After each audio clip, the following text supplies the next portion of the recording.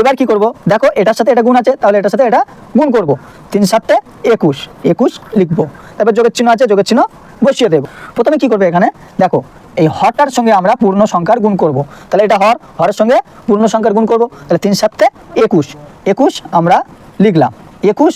আর তাহলে প্রথমে হরের সঙ্গে আমি পূর্ণ সংখ্যার গুণ করব। তাহলে এইটার সঙ্গে এটার গুণ করলে কত হবে, 3 12 36। এই 36-এর সঙ্গে আবার, আসসালামু আলাইকুম, আজকের এই ভিডিওতে আমরা জানবো কিভাবে মিশ্র ভগ্নাংশকে অপ্রকৃত ভগ্নাংশে পরিণত করব। তো চলো সময় নষ্ট না করে শুরু করা যাক।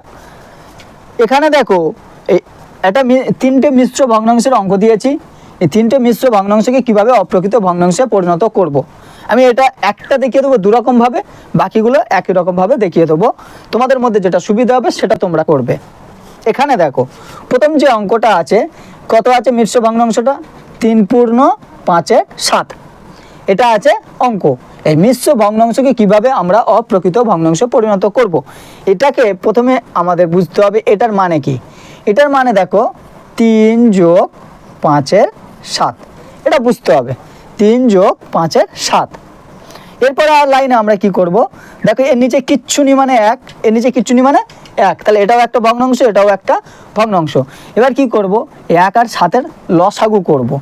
1 আর 7-এর লসাগু কত না, 1 আর 7-এর লসাগু হয় 7। 1 আর 7-এর লসাগু 7। এবার দেখো এই 1 7-এর ভিতরে কবার যায়, 1 7-এর ভিতরে 7 বার যায়, 7 যায়। তাহলে 7 গুণ উপরে কত আছে, উপরে 3 বসিয়ে দেবো। দেখো তারপরে যোগের চিহ্ন।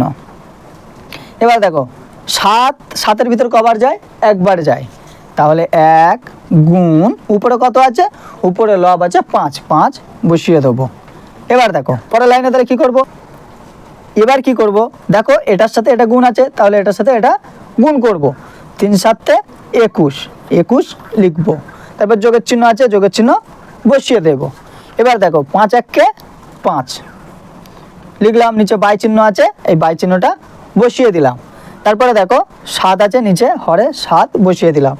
এর পরের লাইনটা কি হবে না, এর পরের লাইন দেখো 21 আর 5 যোগ করলে কত হয়, 26। তাহলে উপরে 26, লব 26, আর হর কত আছে, হর 7। এটাই হবে তোমার অ্যান্সার। দেখো মিশ্র ভগ্নাংশ ছিল, অপ্রকৃত ভগ্নাংশে নিয়ে চলে এসেছি, কারণ অপ্রকৃত ভগ্নাংশ দেখো উপরে বড় নিচে ছোট। আরও একবার ভালোভাবে বলছি, দেখো প্রথমে কি করবে, এটার মানে হচ্ছে দেখো 3 যোগ 5-এর 7। এবার কি করেছি, এর নিচে কিচ্ছু নি মানে 1, 7 আর 1 লসাগু করলাম, করতে 7 এসছে। এবার থেকে 1 7-এর ভিতরে কবার যায়, 7 বার যায়। গুণ দিলাম, উপরে যে লব ছিল লব বসিয়ে দিলাম, যোগের চিহ্ন আছে, যোগের চিহ্ন বসিয়ে দিলাম। 7 7-এর ভিতরে কবার যায়, একবার যায়। 1 গুণ, দেখো উপরে 5 লব আছে, লব বসিয়ে দিলাম। এবার এটার সাথে এটা গুণ করতে 21 এসছে, যোগের চিহ্ন আছে, যোগের চিহ্ন বসিয়ে দিলাম। এবার 5 1 5, তারপরে নিচে 7 বসিয়ে দিলাম। এবার দেখো 21 আর 5 যোগ করলে 26, হর 7 ছিল, 7 বসিয়ে দিলাম। এটা গেলে একরকম টাইপ। আরেক রকম টাইপের তোমরা 2 সেকেন্ডে করে ফেলতে পারবে। কীরকমভাবে, দেখো এটা জায়গায় যদি আমি অন্যরকমভাবে করি, কীরকম করব, দেখো খুবই সোজা, দেখে নাও 2 সেকেন্ডে করে ফেলতে পারবে। প্রথমে এই যে হরটা থাকবে, হরটার সঙ্গে আমরা পূর্ণ সংখ্যাটার গুণ করব। এটা পূর্ণ সংখ্যা, তাহলে প্রথমে এটার সাথে এইটার আমরা গুণ করব। আচ্ছা এখানে অঙ্কটা তুলি, তারপর বলে দিচ্ছি। 3 পূর্ণ 5-এর 7। দেখো প্রথমে কি করবে, এখানে প্রথমে কি করবে, এখানে দেখো এই হরটার সঙ্গে আমরা পূর্ণ সংখ্যার গুণ করব। তাহলে এটা হরের সঙ্গে পূর্ণ সংখ্যার গুণ করব। তাহলে 3 7 21, 21 আমরা লিখলাম। 21 আর যোগ চিহ্ন দিয়ে উপরে লব কত আছে, 5, উপরে লব লিখলাম। নিচে কত ছিল, নিচে 7 ছিল, নিচে 7 বসিয়ে দিলাম। এর পরের লাইনে কি হবে না, দেখো উপরে 21 আর 5 যোগ করলে 26, আর নিচে 7 ছিল, 7 বসিয়ে দিলাম। দেখো এটা আর এটা একই এসছে। তুমি এইরকমভাবে করতে পারো অথবা এইরকমভাবে করতে পারো, তোমার ইচ্ছা। আমার মতে এইটা করলে সবচেয়ে সুবিধা। এই লাইনটা না করলেও ডাইরেক্ট তুমি এটা করতে পারো। কীরকম করবে, দেখো এটার সঙ্গে প্রথমে এটার গুণ করবে।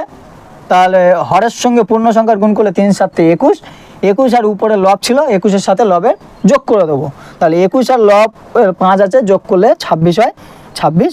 তারপরে নিচে হরে 7 ছিল, 7 বসিয়ে দিলাম। আশা করি এইটা তোমরা বুঝতে পেরেছো। যদি একটা বুঝে থাকো, আমি তাহলে দ্বিতীয়টা করছি।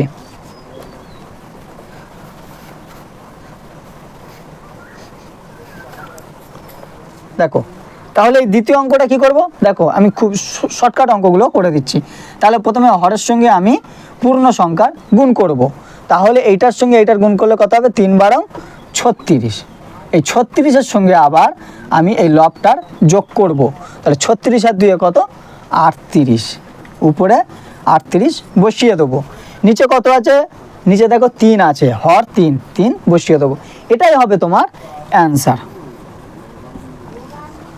এখানে দেখো একই রকমভাবে প্রথমে কি করব, হরের সঙ্গে আমি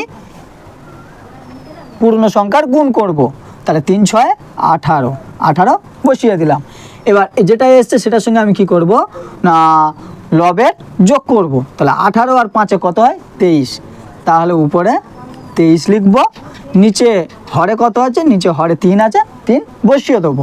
এটাই হবে তোমার অ্যান্সার।